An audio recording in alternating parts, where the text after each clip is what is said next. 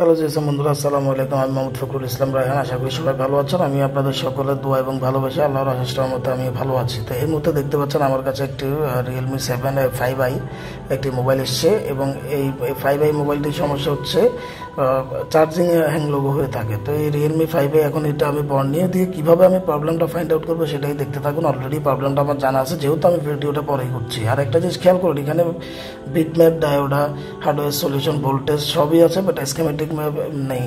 এইটার স্কিমেটিক নেই। এখন দেখুন কম্পোনেন্ট নেমে ক্লিক করে, যারা হচ্ছে চার্জার ডাটাবেস চেনেন না তারা কম্পোনেন্ট নেমে ক্লিক করে চিনে নেবেন। আর আমি যেহেতু চিনি, তো যার কারণে আমি চার্জার ডাটাতে সরাসরি গিয়ে দেখবো হচ্ছে চার্জিং কানেক্টরের লাইন, যে এই লাইনগুলো এগুলো একটু পরিমাপ করব এবং পরবর্তীতে এইগুলোর কীভাবে ভ্যালুগুলো নির্ণয় করবো সেটাও আমরা দেখবো। এখন দেখতে পাচ্ছেন এই যে এটার ইন্টারফেস, ভিতরে মাদারবোর্ডের এই যে ব্যাটারি কানেক্টর। এখন ব্যাটারি কানেক্টর এখানে কয়েকটা লাইন আছে, যেমন ডিএমডিপি, হ্যাঁ, প্লাস আবার বিভেট, বিভাস, আবার ব্যাটারি থার্মাল, তারপরে ব্যাটারি আইডি।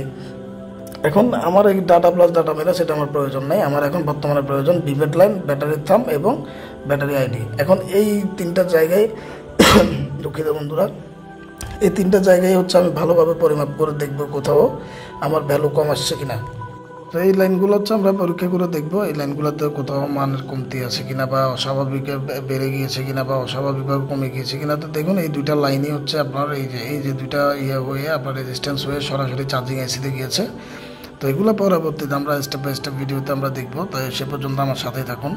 তো এখন আমি এই যে এখন দেখতে পাচ্ছেন আমি কানেক্টরের যে মানগুলো থাকবে, অর্থাৎ এই রিডিংটা কত থাকবে, যে এর ভ্যালু কত থাকবে, এটা দেখার জন্য আমি কানেক্টর সানশাইনে গিয়েছি। তো এখানে দেখতেই পাচ্ছেন ব্যাটারি এই যে আইডিতে লেখা আছে 700, এবং ব্যাটারি হচ্ছে আপনার পজিটিভ, যেটা হচ্ছে বিভেট, ওইটাতে আসছে হচ্ছে আপনার এই 500 প্লাস বা 800 এরকম।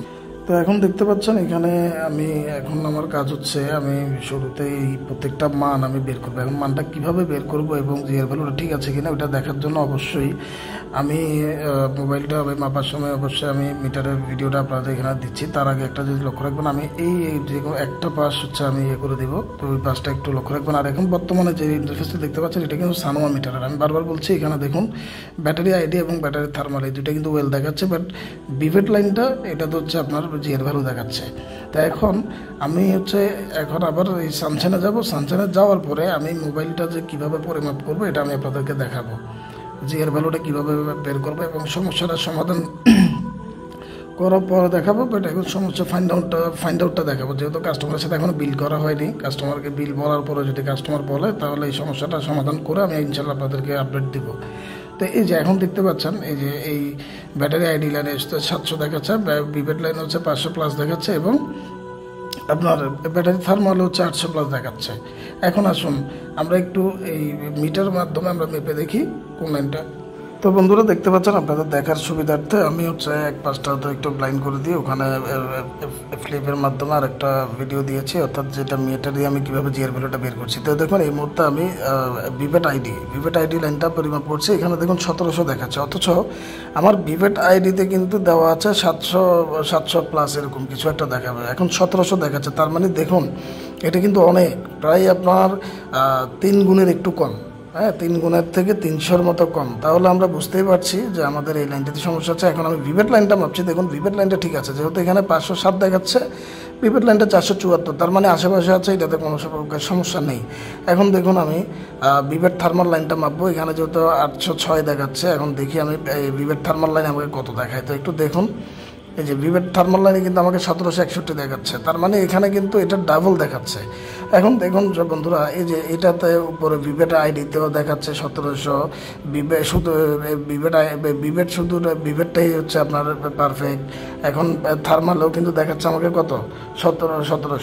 তো দেখুন এখানে ব্যাটারি থার্মাল এবং ব্যাটারি আইডি দুটোই আমাকে 1700 দেখিয়েছে, এবং এই জিআর ভ্যালুটা আমার কাছে খুবই অস্বাভাবিক মনে হয়েছে। তো যেহেতু আমি মিটারটা ব্যবহার করছি, এটা হচ্ছে ইউনিটের একটা মিটার। এখন ইউনিটের মিটার হলেও যদি সানশাইনের থেকে একটু বেশি দেখায় বা কম দেখায়, কিছু স্বাভাবিক দেখাবে, বাট এতটা বেশি দেখানোর কোনো কারণ নেই এখানে। তো এখন আমরা যেটা বুঝলাম, এখানে এই ব্যাটারি আইডি এবং ব্যাটারি লাইনে এই সমস্যা, এবং এই দুইটা লাইন কোত্থেকে এসছে আমরা একটু দেখি। যেমন দেখুন এই যে ব্যাটারি থার্মাল এবং ব্যাটারি আইডি, এই দুইটা লাইন কোত্থেকে আসছে, এবং এটাতে এই লাইনে আসলে কি কি কম্পোনেন্ট আছে আমরা একটু দেখি। এখন এই লাইনটাতে আমি যখন চেক করেছিলাম, আমি শুধুমাত্র রেজিস্ট্যান্স দেখতে পেয়েছিলাম।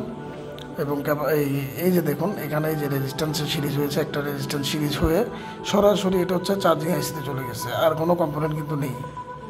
তো পাশেই দেখতে পাচ্ছেন আবার এই যে ব্যাটারি আইডি, দুইটা লাইন ব্যাটারি থার্মাল এবং দুইটা লাইন এই দুইটা আইডি এবং থার্মাল লাইন দুইটাই হচ্ছে ক্যাপাসিটার রেজিস্ট্যান্সের মাধ্যমে সিরিজ হয়েছে।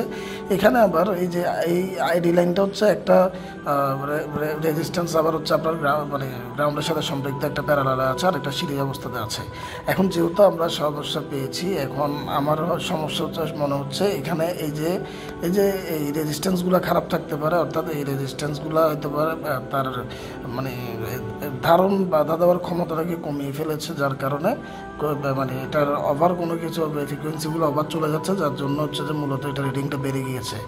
তো এইটা চেঞ্জ করে দেখবো। এখন এটা যেহেতু স্কিমেটিক সাপোর্ট নেই, আপনারা এখানে দেখতেই পাচ্ছেন, তো এখন আমি এটার ভ্যালু কত এটা বলতে পারি না, তবে আমি গুগলের সাহায্য নিয়ে চেষ্টা করব এটার ভ্যালুটা বের করা যায় কিনা। যদি ভ্যালুটা বের হওয়ার পরে আমি এটা চেঞ্জ করার পরে যদি সমস্যার সমাধান না হয়, ওই ক্ষেত্রে আমি আমার এই চার্জিং আইসিটা রিভলভ করে দেখবো, না হলে চার্জিং আইসি চেঞ্জ করে দেবো। ইনশাল্লাহ আশা করি আমার সমস্যাটা সমাধান হয়ে যাবে।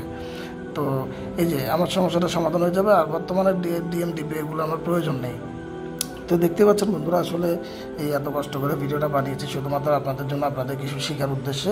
আর এটা শুধুমাত্র হচ্ছে প্রবলেম ফাইন্ডিং করার জন্য, প্রবলেমটা কীভাবে ফাইন্ড আউট করবো এটার জন্য মূলত আপনাদেরকে দেখানো। আর আমার এই ভিডিওটাতে অনেক ভুল আছে, এটা আমি নিজেই স্বীকার করছি। তো ভুলগুলোকে ক্ষমা সুন্দর দৃষ্টিতে দেখবেন, এবং আমি কাস্টমারের সাথে বিল করার পরে যদি এই কাজটা করে সাকসেসফুল হই, এই সাকসেসফুলের ভিডিওটাও আমি আপনাদেরকে দিব।